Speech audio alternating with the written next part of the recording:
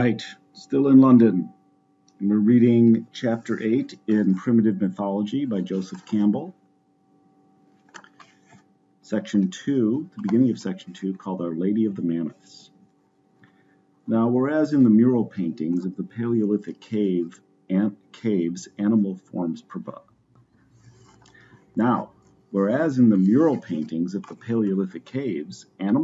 preponderate, the chief subject of interest among the sculptured remains of the same period was the human female.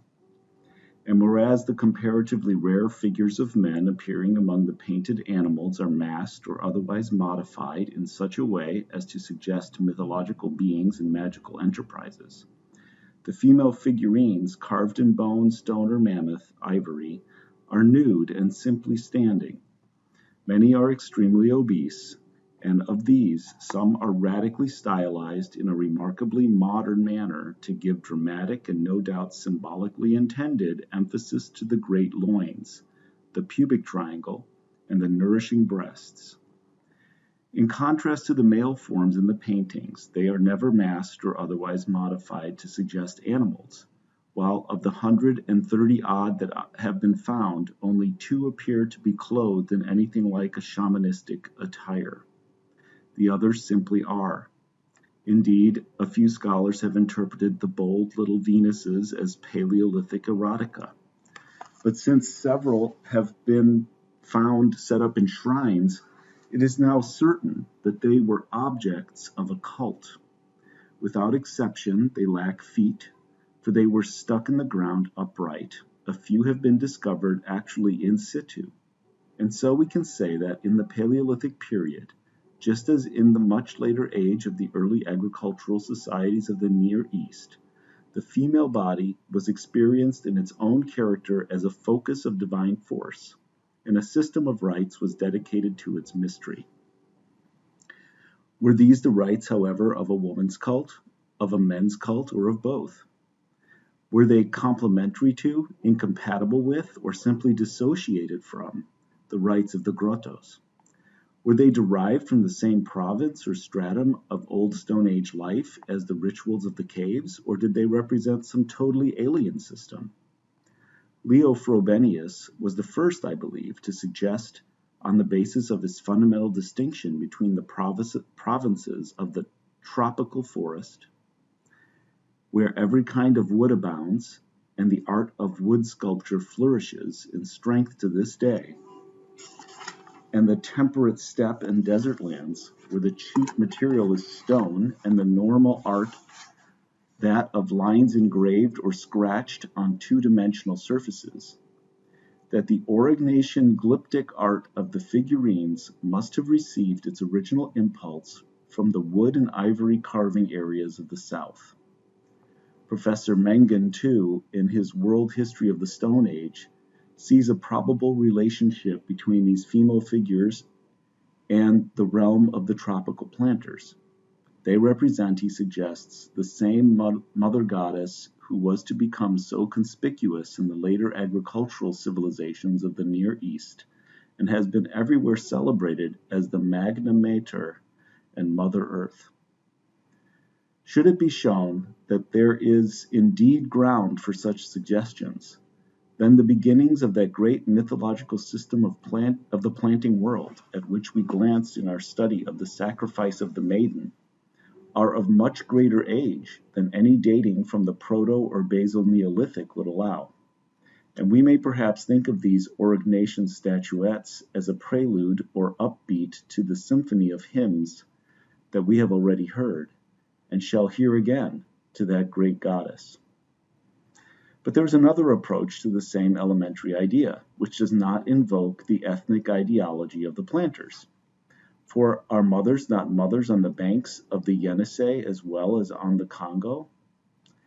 As Franz Honker has pointed out in his article on the problem of the Venus statuettes in the Eurasian Upper Paleolithic, human figures of larch and aspen wood are carved to this day among the Siberian reindeer hunters, the Ostyaks, Yakuts, Goldi, etc., to represent the ancestral point of origin of the whole people, and they are always female. The hut is entrusted to the little figure when its occupants leave for the hunt, and when they return they feed her with groats and fat, praying, "Help us to keep healthy, help us to kill much game." The psychological background of the idea, Dr. Honker suggests, derives from the feeling and recognition of woman, especially during her periods of pregnancy, as the center and source of an effective magical force. And from the point of view of the history of thought, he then observes, these late Paleolithic Venus figurines come to us as the earliest detectable expression of that underlying ritual idea, which sees in woman the embodiment of the beginning and continuance of life, as well as the symbol of the immortality of that earthly matter which is in itself without form, yet clothes all forms. There can be no doubt that in the very earliest ages of human history, the magical force and wonder of the female was no less a marvel than the universe itself, and this gave to woman a prodigious power, which it has been one of the chief concerns of the masculine part of the population to break, control, and employ to its own ends. It is, in fact, most remarkable how many primitive hunting races have the legend of a still more primitive age than their own, in which the women were the sole possessors of the magical art. Among the Ona of Tierra del Fuego, for example, the idea is fundamental to the origin legend of the lodge or hain of the men's secret society. Here is Mr. Lucas Bridges' summary of the legend. In the days when all the forest was evergreen, before Kerpfer and the parakeet painted the autumn leaves red with the color from his breast, before the giants Quanyipe and Chashkilchesh wandered through the woods with their heads above the treetops, in the days when Kren, the sun, and Kre, the moon, walked the earth as man and wife, and many of the great sleeping mountains were human beings. In those far-off days, witchcraft was known only to the women of Ona land. They kept their own particular lodge, which no man dared approach. The girls, as they neared womanhood, were instructed in the magic arts, learning how to bring sickness and even death to all those who displeased them. The men lived in abject fear and subjection. Certainly they had bows and arrows with which to supply the camp with meat, yet they asked, what use were such weapons against witchcraft and sickness? This tyranny of the women grew from bad to worse until it occurred to the men that a dead witch was less dangerous than a live one. They conspired together to kill off all the women, and there ensued a great massacre from which not one woman escaped in human form.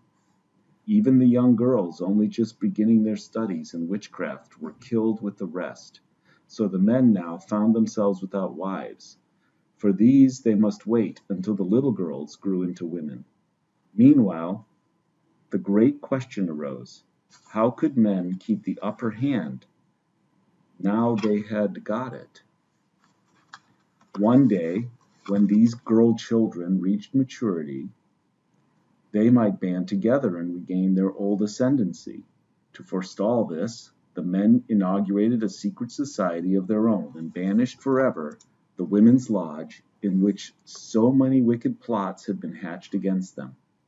No woman was allowed to come near the hain under penalty of death. To make quite certain that this decree was respected by their womenfolk, the men invented a new branch of Ona demonology, a collection of strange beings drawn partly from their own imaginations and partly from folklore and ancient legends, who would take visible shape by being impersonated by members of the lodge and thus scare the women away from the secret councils of the hain.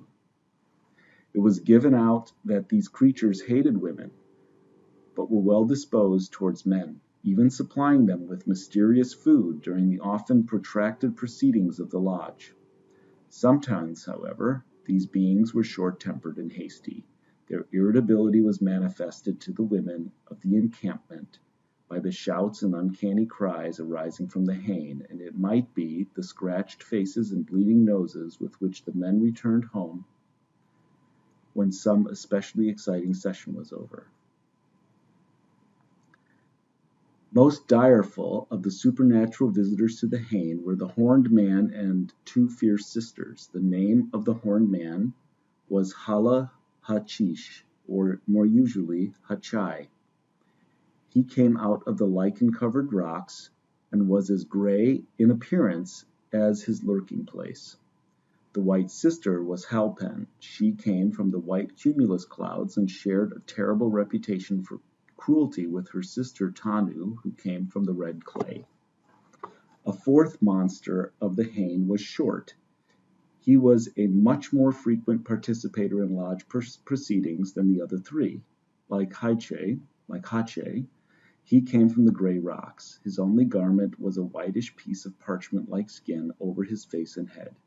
This had holes in it for the eyes and mouth, and was drawn tight round the head and tied behind. There were many Shorts, and more than one could be seen at the same time. There was a great variation in coloring and pattern of the makeup. One arm and the opposite leg might be white or red, with spots or stripes or both of the other color superimposed. The application to the body of gray down from young birds gave Short a certain resemblance to his lichen-covered haunts. Unlike Hache, Halpen, and Tanu, he was to be found far from the Hain, and was sometimes seen by women when they were out in the woods gathering firewood or berries. On such occasions they would hasten home with the exciting news, for Short was said to be very dangerous to women and inclined to kill them. When he appeared near the encampment, the women would bolt for their shelters, where, together with their children, they would lie face downward on the ground, covering their heads with any loose garments they could lay their hands on. Besides those four, there were many other creatures of the Hain, some of whom had not appeared possibly for a generation. There was, for instance, Kamanta, who was dressed in beech bark, and was said to come out of and return to his mother Kualchink, the deciduous beech tree. Another was Kternin. He was small, very young, and reputed to be the son of Short. He was highly painted and covered with patches of down, and was the only one of all the creatures of the lodge to be kindly disposed towards the women, who were even allowed to look up when he passed. We'll stop there for now and continue next time with the next section of Chapter 8. Thank you.